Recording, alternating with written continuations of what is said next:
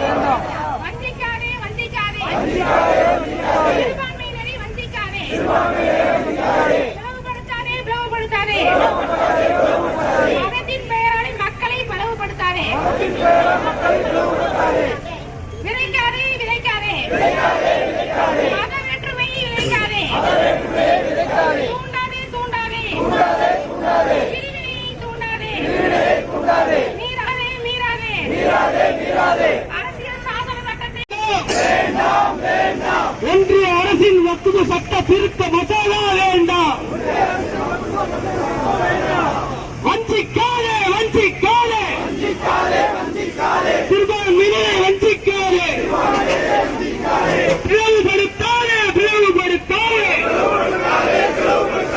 மதத்தின் பெயரால் மக்களை பிளவுபடுத்தாதே, விதைக்காதே விதைக்காதே, மத வேற்றுமையை விதைக்காதே,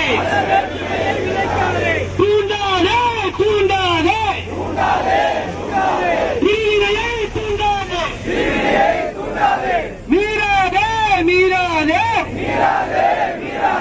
அரசியல் சாசனத்தை சட்டத்தை மீறாதே,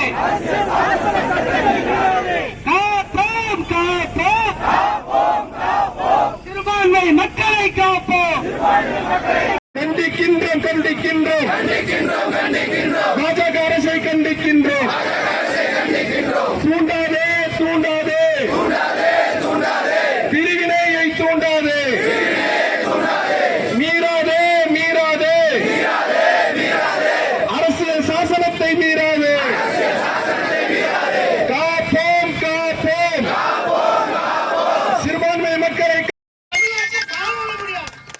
அந்த மாதிரி ஒரு சூழ்நிலைக்கு இருந்த கட்சி இன்னைக்கு பார்த்தனாக்கா இஸ்லாமியர்கள் ஒரு சுதந்திரமாக ஒரு வக்ஃப் சட்டம்னா என்ன, அவங்கள பாரம்பரியமாக அந்த சொத்துக்களை அவங்க பராமரிச்சுட்டு ஒரு குழுவாக பராமரித்து வராங்க. இந்த குழுவுக்கு யாரு வேண்டுமானாலும் அந்த குழுவில் போய் சேரலாம்னாக்கா இஸ்லாமிய மக்களை சிதைக்க வேண்டியதானே இந்த பாஜக, சிதைக்க வேண்டிய முறையில தானே இந்த பாஜக மதவாத சக்தி எடுத்து இந்த பாஜக என்ன செய்யறாங்க கேட்டாக்கா தனித்தனியா நம்மளை பிரிவினைப்படுத்துறாங்க.